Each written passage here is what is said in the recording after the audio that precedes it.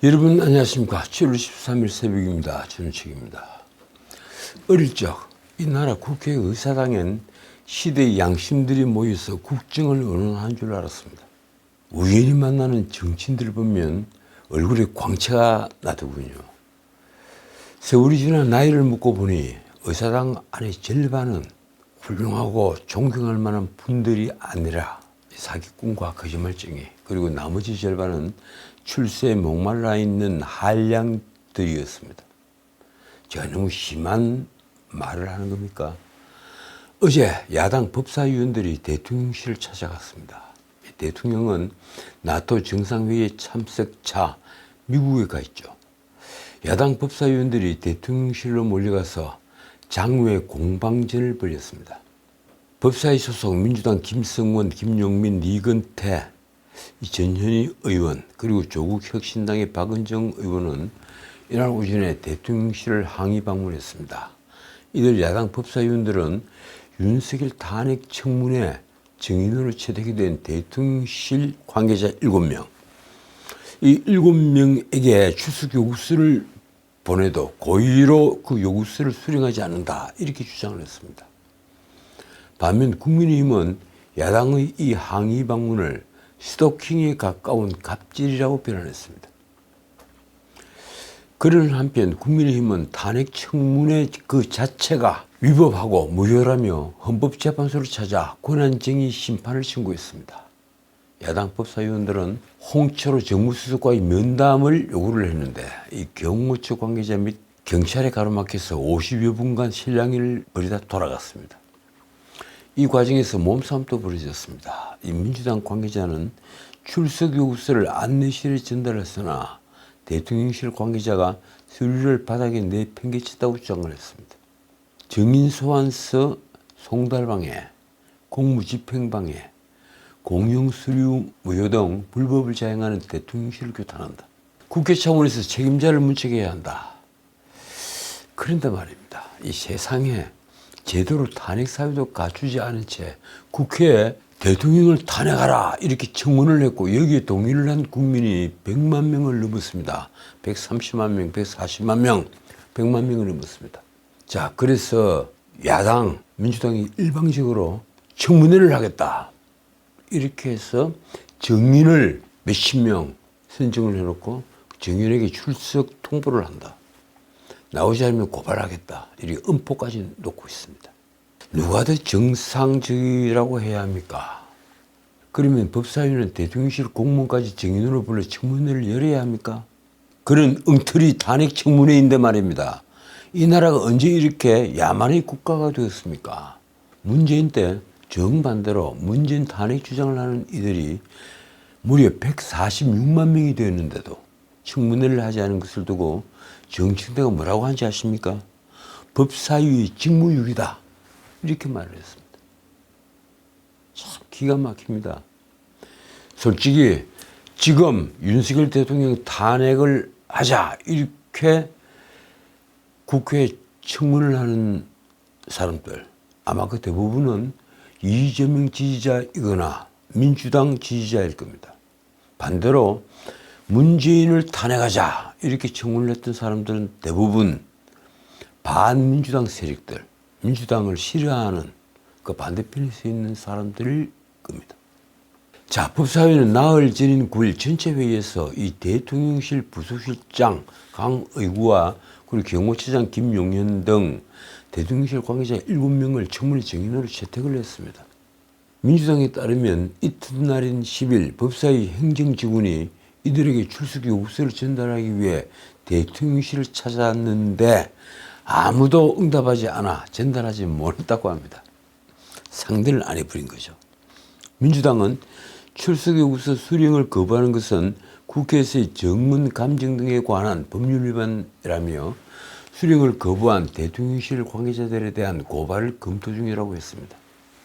법사위 측은 이날 대통령실 관계자 7명에 대한 출석 요구서를 국회 홈페이지에 공시 송달하겠다고 했습니다. 윤 대통령 탄핵 청원이 80만 명이 됐을 때 저는 모 방송에서 이런 아무 효력도 없는 탄핵 청원 같은 걸 왜 하느냐, 이건 아마 80%가 민주당 지지자일 것이다, 이렇게 얘기를 했습니다. 그 청문회 100만 명이 가담을 한다고 해서 무슨 법률적인 효력이 있겠습니까? 민주당은 10일 동의자 수가 5만 명을 넘어 법사위에 회부된 윤 대통령 탄핵 반대 청문회에 대해서도 청문회를 개최해야 한다는 방침입니다. 이게 아주도 재밌습니다.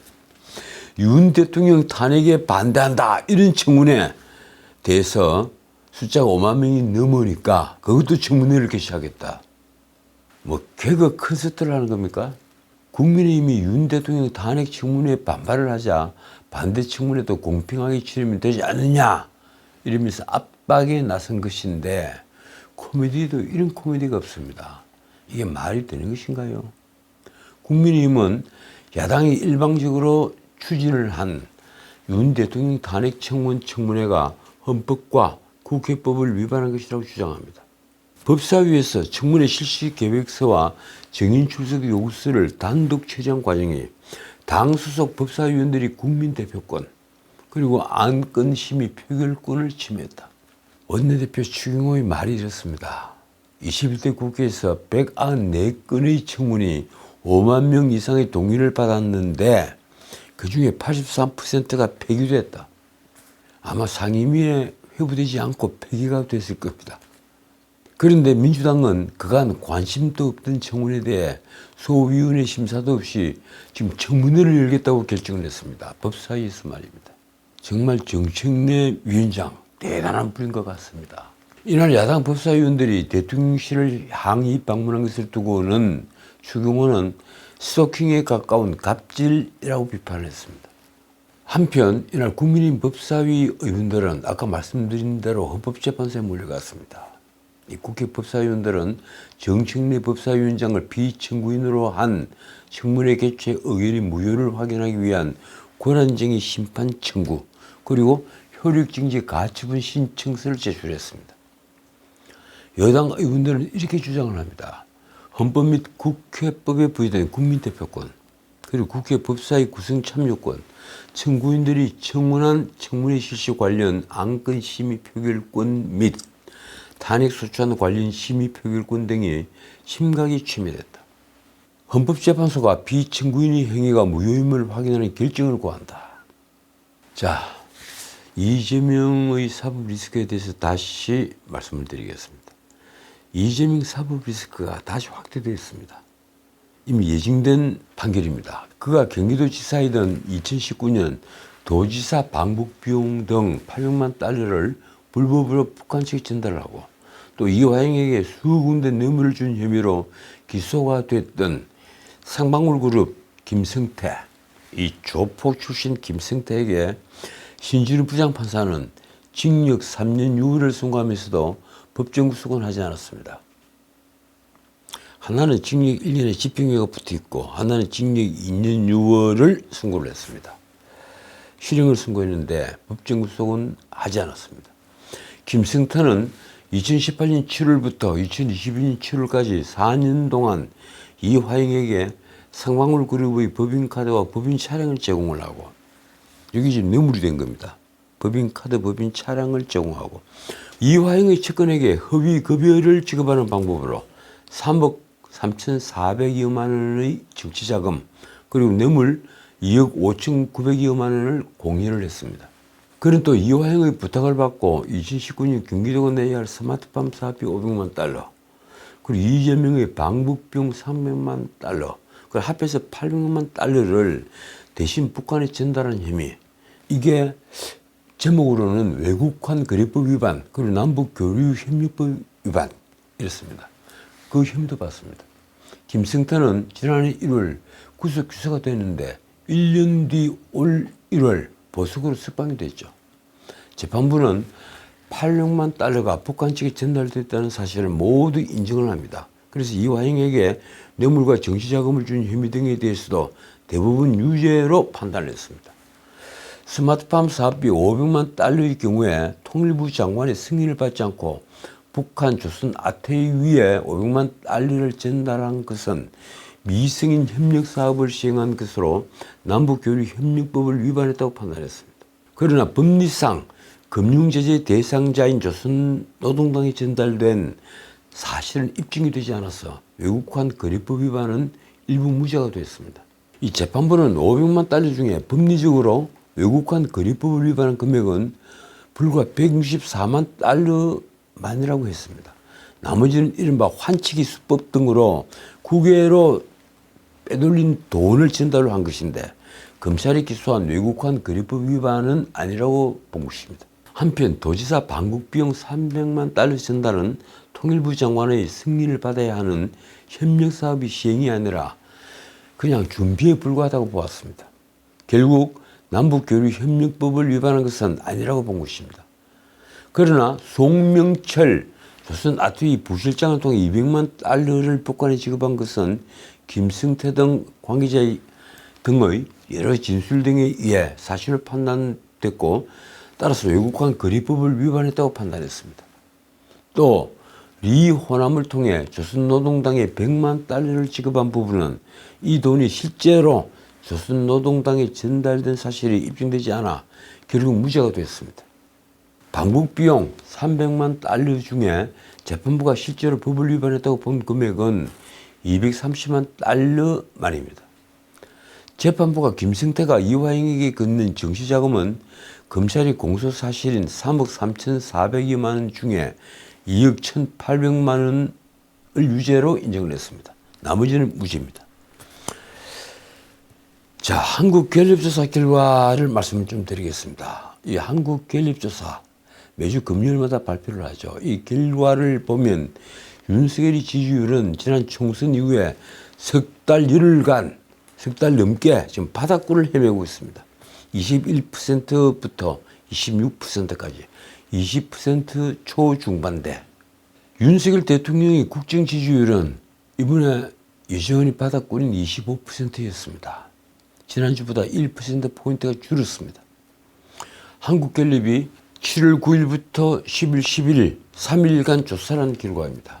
윤 대통령 직무수행 부정평가는 그 전주 조사보다 4%포인트가 상승을 한 68%였습니다. 대통령 직무수행 긍정평가 이후로는 늘 그렇다시피 외교 24%, 부정평가 이후로는 경제 민생 물가가 1등입니다. 또 13%, 소통 미흡이 8%, 무능하다 5%, 그리고 그 밑에 내려가면 김건희 여사가 4%로 부정평가 원인이 되고 있습니다. 그런데 하나 반가운 결과라고 해야 할까요? 정당 지지도는 오차범위 안의 차이지만 국민의힘이 35%, 그리고 민주당은 5%포인트 떨어져서 30%, 조국당도 이제 약간 내려와서 8%, 개혁당도 1%가 내려와서 3%, 그런데 무당 측은 무려 22%입니다. 한편 이 여당 지지층의 당대표 여론을 살펴보면 이렇습니다. 지금 전당대회를 앞두고 이 굉장히 민감한 문제입니다. 한동훈이 57%, 나경원 18%, 원희룡 15%, 윤상현 3%. 그러니까 이미 알려진 인물들은 다 합쳐봤자 36%에 불과합니다. 그런데 한동훈은 57%. 요 결과대로라면 결선 투표는 없습니다. 1차 투표로서 한동훈 전 비대위원장이 당대표로 선출이 될 겁니다. 자, 그런데 전체 국민의 여론은 어떨까요? 지금 국민의힘 전당대회는 일반 국민 여론을 20%를 가산하죠. 국민 여론은 어떨까요? 한동훈 36%, 나경원 17%, 원희룡 10%, 윤상현 7% 순으로 나타났습니다. 여기도 한동훈 36%, 나머지 세 사람의 표를 다 합친 표보다도 2%포인트가 많습니다. 그리고 이 일반 여론은 29%가 의견을 유보했습니다. 자, 그래서 국민의힘 지지자 그리고 더하기 무당청 그 총 숫자가 이번 데이터에는 566명으로 되어 있습니다. 이 국민의힘 지지자 무당청으로 보면 그 결과가 어떨까요? 한동훈이 45%, 나경원이 15%, 원희룡 12%, 윤상현 3%, 한동훈이 45%고 비한동훈이 다 합쳐서 30%입니다. 의견 유보는 25%였습니다. 결국 이대로 가면 결선 투표는 없다는 얘기입니다. 하지만 저는 여러 방송에서 결선 투표가 있을 것이라고 예언을 했습니다. 문자 메시지 논란으로 앞으로 열흘 남은 기간 안에 민심이 많이 바뀔 것이다. 한동훈이 그만큼 실기를 하고 있다. 이 말씀을 드린 겁니다. 한편 장예찬, 이 지난 선거에서 부산 수영구에 공천을 받았다가 공천이 취소되고 무소속으로 또 나갔다가 끝내 패배를 했던 그 장예찬은 한동훈이 법무부 장관 시절에 여론 조성팀을 운영을 했다는 의혹을 제기했는데 그 의혹을 마타도라고 일축을 하자 복수의 여론 조성팀 관계자들에게 받은 텔레그램 문자 내용 그 일부를 공개를 했습니다. 그 일부라고 주장한 글을 10일 공개를 한 겁니다. 장예찬이 이날 페이스북에서 한 말이 이렇습니다. 저는 마타도어, 그래 흑색 선전, 마타도어를 하지 않는다. 민주당의 내로남불과 달리 우리 보수는 앞뒤가 다르지 않아야 한다. 말과 행동이 다른 이중적인 모습을 바로잡는 것이 보수의 가치를 지키는 일이라고 생각한다. 지금 한동훈은 그렇지 않아도 지난 공천에서 사친을 했다. 그리고 방금 장예찬이 폭로를 했던 이른바 여론조성팀을 운영을 했다. 또 마지막으로 김경유를 금감원장으로 내정을 했다. 뭐 이런 여러 혐의로, 혐의라는 표현을 써서 죄송합니다. 여러 혐의로 원희룡이 그랬죠. 이 중에 하나라도 사실이면 사퇴를 할 수 있느냐. 특히 공천 문제에 있어서 사퇴를 했다. 이 말은 많은 논란을 낳고 있습니다. 이 김예지 의원은 비례대표를 2번째 받았죠. 그리고 자기 부인으로부터 추천을 받아서 2사람을 비례대표로 넣었다. 뭐 이런 루머에 대해서 원희룡이 지적을 했던 겁니다. 자, 어떻든 이 국민의힘 전당대회는 지금 정체성 정책 노선으로 다투지 않고 오직 친윤이냐 반윤이냐, 그게 아니면 친한이냐 반한이냐 이걸로 싸우고 있습니다. 이런 국민의 힘을 두고 중앙일보는 전당대회냐 분당대회냐 이렇게 변질됐다고 썼습니다. 많은 신문이 진흙탕 싸움이다 이러다가 요 사이 하는 표현은 이전투구라고 하고 있습니다. 제가 신문을 찾아보니 거의 모든 신문이 이전투구라는 표현을 썼습니다. 오줌밭에 개싸움, 졸지에 당대표 4명이 개들이 되어버린 겁니다. 참다 못해 당 지도부가 제동을 걸고 나섰습니다. 국민의힘 전당대회 선관위는 12일 원희룡, 한동훈 후보에게 각각 주의 및 시정명령을 내렸습니다. 두 후보가 후보자 비방 및 흑색 선전, 그리고 인신 공격을 해서는 안 된다는 등의 당헌 당규를 위반했다는 이유입니다. 이날 대구 중견 언론인 모임에 참석을 했던 한동훈은 선관위 제재 결정에 대해 기계적 균형을 맞춘 것 같다며 학폭 가해자와 피해자가 있으면 그냥 다 경고하느냐고 말했습니다.